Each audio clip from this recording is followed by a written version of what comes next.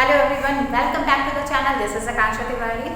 आज के लेक्चर में हम लोग देखने वाले हैं supply of foreign exchange and the reason for rise in supply of foreign exchange. I hope ये टॉपिक आपके लिए काफ़ी यूजफुल होने वाला है, तो प्लीज़ बने रहिएगा हमारे साथ इस वीडियो के एंड तक।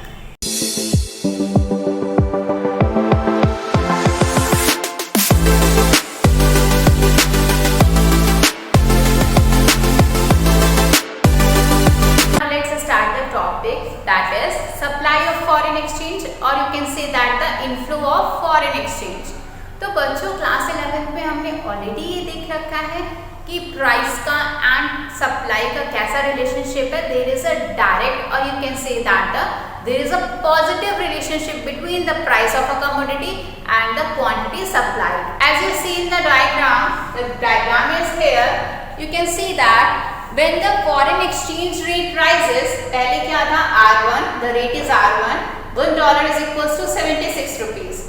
उसके बाद क्या हुआ, $1 is equal to 80 rupees। So when the exchange rate rises, ये R1 से R2 पे शिफ्ट हुआ, तो क्या हुआ, the quantity supplied for foreign exchange also rises and vice versa। I curve हमारा बनता है जो हम क्लास 11 में ऑलरेडी सीख चुके हैं।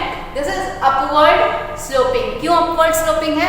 Because there is a direct relationship between the price of a commodity and the quantity supply. तो बच्चों अभी हम लोग ने देखा था कि डिमांड फॉर फॉरेन एक्सचेंज में क्या होता है कि जब हम फॉरेन कंट्रीज से कोई गुड्स इंपोर्ट करते हैं, सो इन दैट केस हमें पेमेंट करना होता है, ठीक है ना। तो हम अपनी करेंसी को क्या करते हैं, फॉरेन करेंसी में कन्वर्ट कराते हैं। इन द सेम वे जब फॉरेन कंट्रीज हमसे कोई गुड्स परचेज करेंगी या किसी भी दूसरी कंट्रीज से वो गुड्स परचेज करती हैं, तो उनको भी क्या करना पड़ेगा, अपनी करेंसी को कन्वर्ट कराना पड़ेगा। तो आज के टॉपिक में हम लोग यही डिस्कस करने वाले हैं, inflow of foreign exchange. The inflow of foreign exchange come from the people who received it। क्या रीजंस हैं? इनफ्लो हमारा जो डिमांड कर रहे थे फॉरेन एक्सचेंज, उनके क्या रीजंस था, क्या मीनिंग था, ये हम लोग ऑलरेडी डिस्कस कर चुके हैं। आज के टॉपिक में हम लोग देखेंगे कि क्या रीजंस है हमारा फॉरेन एक्सचेंज के इनफ्लो की, क्या सोर्सेज हैं एंड क्या कंपोनेंट्स हैं। So now let's see the sources of foreign exchange. The next is export. Export is an important source of supply of foreign exchange from the rest of the world। Export of goods and services from India to US would mean supply of foreign exchange to India। मतलब क्या हो रहा है, हम export कर रहे हैं तो उसके रिसिप्ट में हमें क्या मिल रही है, फॉरेन एक्सचेंज, और you can say that the foreign currency. Next is tourism. Tourism का मतलब क्या हो गया, अब की बार क्या हो रहा है, फॉरेनर्स हमारी होम कंट्री में टूर करने के लिए, ट्रैवल करने के लिए आ रहा है। सो जो वो अमाउंट इन्वेस्ट कर रहा है हमारी कंट्री में, जो स्पेंड कर रहा है, वो क्या लेकर के आ रहा है, हमारा सप्लाई हो रहा है, इनफ्लो हो रहा है फॉरेन एक्सचेंज का। So you can say that the amount which the foreigner spend in the home country increases the supply of foreign exchange. The third one is remittance from abroad। Remittance का मतलब क्या हो गया, अभी हम लोग ने डिमांड में भी देखा था, यूनिलेटरल ट्रांसफर। कोई रिलेटिव फॉरेन में रहते हैं तो हमने इनको कोई गिफ्ट दिया या मनी ट्रांसफर किया। इन द सेम वे अब हमें क्या हो रहा है, हमें रेमिटेंस कहाँ से मिल रही है, अब्रॉड से। Supply of foreign exchange increases in the form of gifts और remittance from abroad. The fourth one is speculation। $1 is equals to 80 है एंड किसी ने ये स्पेकुलेट करा कि that in future $1 becomes ₹70। Dollar using countries है, उन्होंने ये स्पेकुलेट करा कि रुपीस क्या है, डॉलर के टर्म्स में महंगा होने वाला है, तो क्या करेंगे, वो ज्यादा से ज्यादा परचेज करना स्टार्ट कर देंगे, ठीक है ना। उससे क्या होगा, हमारे पास supply of foreign exchange increase. So we can say that the supply of foreign exchange come from those who want to speculate on the value of foreign exchange। Next is loan from rest of the world। It refers to the borrowing from abroad। A loan from US means the flow of US dollar to India and it will increase the supply of foreign exchange। And the last one is foreign investment। So the amount which the foreigner invest in the home country will increases the supply of foreign exchange।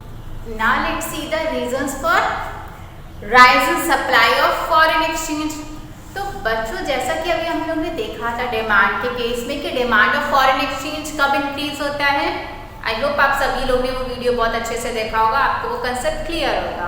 तो आप सभी लोग इसका अच्छे से answer कर सकते हो। सो आई वांट योर आंसर नहीं कर पा रहे हो, इट मीन्स आपने वो वीडियो ध्यान से नहीं देखा है। तो जाइए उसको चेक करिए और पूरा ध्यान से उस कंसेप्ट को पढ़ के आइए, ठीक है ना। हम लोग यहाँ पे क्या पढ़ने जा रहे हैं, सप्लाई।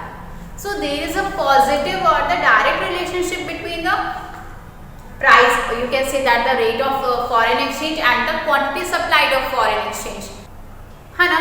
तो हम लोग क्या देखेंगे, reasons for rise in supply of foreign exchange. जब क्या हो जाएगा, एक्सचेंज रेट राइज हो जाएगा तो एक्सपोर्ट हमारे क्या हो जाएंगे, इंक्रीज हो जाएंगे। Now let's see one example. Earlier $1 is equals to 80 rupees. Now $1 becomes a 90 rupees.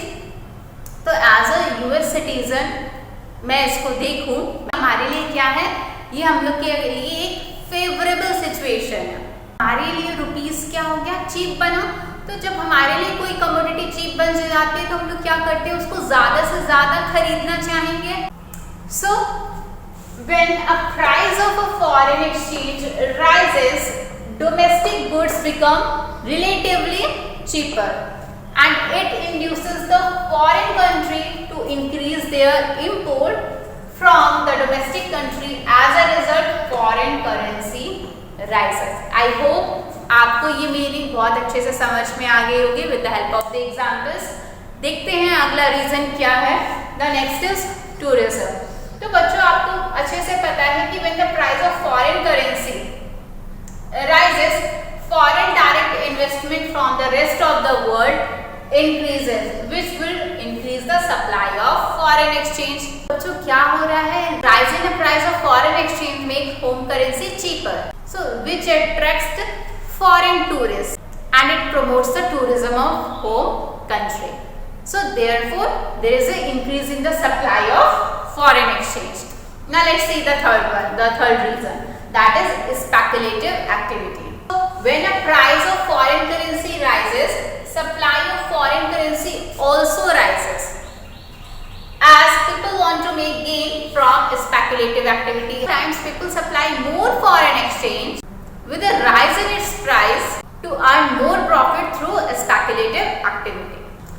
So I hope आपको ये सारे टॉपिक एकदम अच्छे से क्लियर हो गए होंगे। तो आज के लेक्चर को बस यहीं पे एंड करते हैं। एंड प्लीज जिन लोग ने प्रीवियस लेक्चर्स नहीं देखे हैं, लिंक डिस्क्रिप्शन में गिवन है फॉरेन एक्सचेंज का। एंड आई होप आपके मैंने सारे डाउट्स क्लियर कर दिए हैं, but still you have any doubt related with the topic जो भी हमने लेक्चर में पढ़ाया है, तो आप मुझे कॉमेंट सेक्शन में कॉमेंट कर सकते हो। And please do like, share and subscribe.